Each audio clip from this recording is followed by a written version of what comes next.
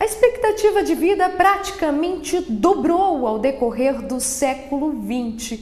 Com isso, gerou muitos problemas, não só socioeconômicos, mas também no ambiente familiar. Afinal, como lidar com parentes com idade mais avançada? Hoje, o programa Corpo e Mente vai falar sobre envelhecimento saudável. Quem vai nos esclarecer as dúvidas é a psicóloga e também professora da Univale, Kátia Ploner. Seja muito bem-vinda ao programa, Kátia. Obrigada. Então, Kátia, hoje em dia é difícil encontrar uma família que não tenha um parente, né, com seus 70, 80 anos e até com condições físicas e mentais íntegras ainda. Mas muita coisa mudou, principalmente como lidar com essas pessoas, ainda mais quando elas têm problemas de saúde, né? Há 30, 40 anos atrás, as pessoas aos 40, 50 anos já pensavam que agora estava na hora de descansar, né? E essa realidade modificou muito. Então, hoje nós temos aquilo que a Organização Mundial de Saúde chama de envelhecimento ativo. Hoje nós percebemos que muitas pessoas aos 70, 80, 90 anos continuam ativas no mercado de trabalho, desenvolvendo várias funções, ou ainda estudando, participando de grupos de terceira idade, fazendo sua ginástica, participando da sociedade e da vida no convívio familiar. Então, realmente modificou muito a forma como a gente experiencia a questão do envelhecimento. E com isso as relações familiares também modificaram, né? E por mudar o ponto de vista, muitas pessoas estão preocupadas realmente em envelhecer saudável. É possível? É muito possível. Na verdade, se fala muito dos 40% das pessoas acima dos 80 anos que têm alguma doença, né, ou que têm alguma dificuldade de saúde, mas se 40% tem, nós temos 60% das pessoas que não têm, né? Então, hoje a gente diz que, na verdade, é necessário o controle das doenças e principalmente o desenvolvimento das atividades, do bem-estar, daquilo que pode fazer bem e promover saúde. Então nós precisamos nos pensar para 70, 80, 90, 100 anos. O jovem que hoje tem 20 e poucos anos, ele precisa pensar que a coluna que ele tem hoje, que o joelho que ele tem hoje, vai possibilitar com que ele envelheça aos 70, aos 80 anos, que ele esteja bem com aquele joelho. Então nós precisamos ter um pensamento gerontológico no sentido de se pensar ao longo de toda a vida desde cedo, né? Sempre quando nós pensamos em algum hábito de vida, as pessoas falam assim, tem que fazer isso para ficar magro, Na verdade, na questão do envelhecimento, a gente tem que pensar em funcionalidade, né? Em saúde ao longo de toda a vida. Porque se eu como todo dia depois do almoço uma maçã, no final de 80 anos, olha quantas maçãs eu vou ter. Se eu como todo dia um chocolate ou um brigadeiro, olha só que resultado isso vai ter ao longo de 80 anos, né? Então nós temos que pensar todos os nossos comportamentos ao longo de toda a vida. Como é que isso se mantém, né?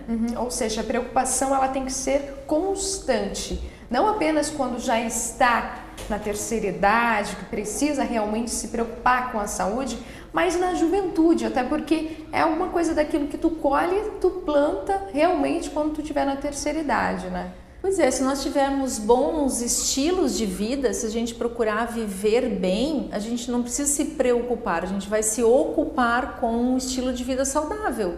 Aí quando você tiver 60, 70, 80 anos, você não vai ter que mudar, né? Agora eu não posso mais comer gordura. Na verdade, não deveria ter comido gordura nunca, né? Agora eu não posso mais comer tanto bolo assim. O bolo deveria ser uma raridade na dieta ao longo dos anos, né? Agora eu tenho que pensar em viver sem estresse. Deveria ter pensado a vida inteira, né? É que hoje se tem mais essa perspectiva que antes não se tinha, né? É interessante também esse teu ponto de vista no que se refere também à saúde mental. Por exemplo, hoje as pessoas vivem para trabalhar, trabalham muito, os workaholics, pensam muito em dinheiro. Que é uma coisa que a gente não leva da vida, que é o dinheiro, né? Não. Então a questão do estresse em excesso, ansiedade, né? A tristeza profunda em vários momentos da vida dessa pessoa pode refletir na velhice, em que idoso essa pessoa vai se tornar também, né?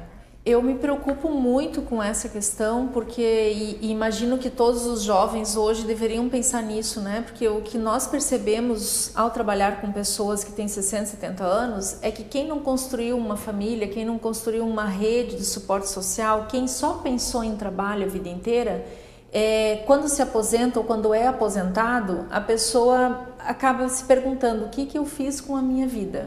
Aonde eu investi o meu tempo, o meu afeto, as minhas coisas? As pessoas que só trabalham, gente, o trabalho, as pessoas são substituídas, né? Aos 70, aos 80 anos, a pessoa já não tem mais um desempenho da forma como aquela empresa quer, ou a sociedade de modo geral, se for profissional liberal.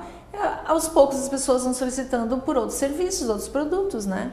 E nós ficamos. Então nós temos que pensar na nossa vida em viver bem na família, no trabalho, né? No aspecto financeiro, aprender a ter uma gerência econômica de modo que você, na verdade, não gaste tudo aquilo que você recebe, mas que possa guardar um pouco para pensando numa aposentadoria privada ou em alguma coisa no teu futuro, né? Tem gente que até hoje não pensa na aposentadoria. Eu vou pensar nisso mais tarde. Mais tarde quando, né?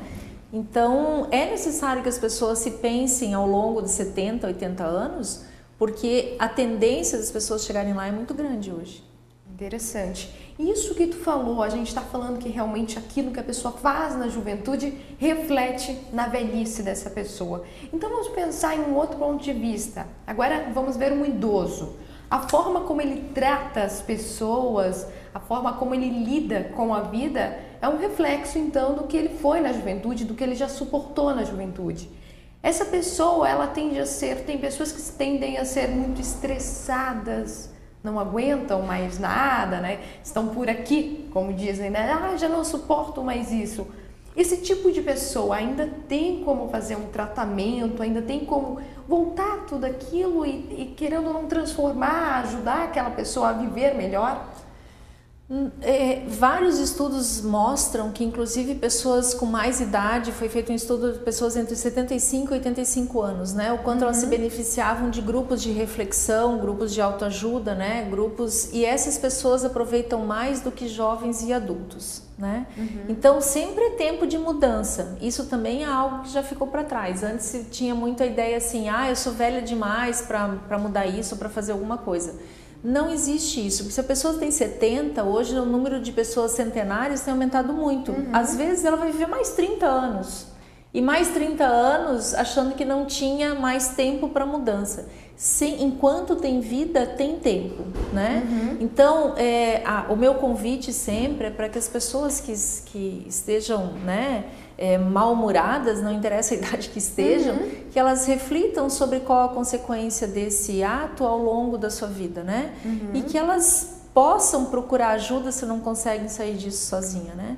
Mas procurem no seu cotidiano fazer coisas que façam bem para ela e para os demais, né? Procurar viver em sociedade, procurar ajudar alguém, né? No Univida, a gente trabalha no Univida. No Univida, uma das propostas é fazer atuação voluntária. Por quê? Porque a gente percebe que nessa troca, no desenvolvimento, quando você ajuda alguém, você também é ajudado. Porque você para de ver o mundo a partir do seu próprio umbigo e começa a ver quantas pessoas precisam da tua ajuda, precisam do teu apoio, precisam do teu conhecimento, precisam de uma palavra amiga ou às vezes só de um ouvido, né? Só de você ouvir alguém. Então, se você está tão mal-humorado, às vezes, quando olhar para o lado e ver outra pessoa que precisa realmente de ajuda e ver o quanto você tem a capacidade de ajudar, facilita muito. Outra coisa que eu percebo da dificuldade nas relações familiares é as pessoas que são mais velhas, sempre quando chega o neto, dizem: por que você não veio me ver mais, né? Essa carência, né? É entendido como carência, mas na verdade, é a falta de atenção. Por quê? Porque a pessoa que não faz nada, ela fica esperando exatamente os familiares virem visitá-la. Então, se as pessoas partirem para a questão de cuidarem da própria vida, de terem uma vida boa, quando os netos chegarem, ai que bom, olha só o que eu aprendi essa semana, olha só o que eu vi, olha só para onde eu fui, né? Então nesse sentido a gente sempre orienta as pessoas para elas cuidarem bem de si mesmo, que aí aos poucos tudo se ajeita.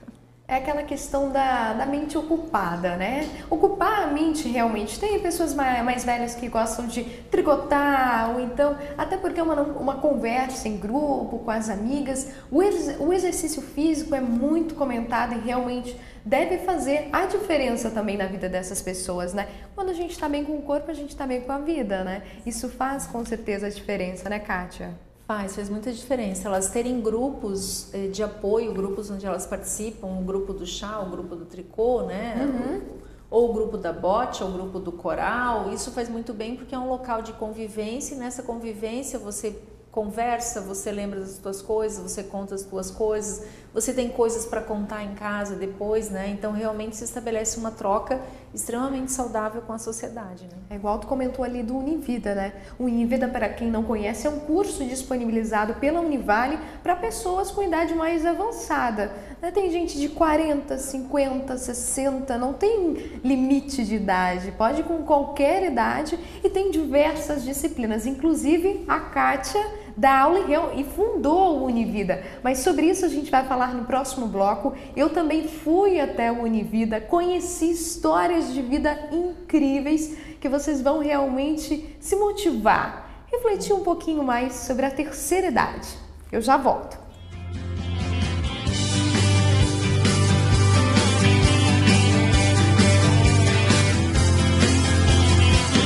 Não precisa me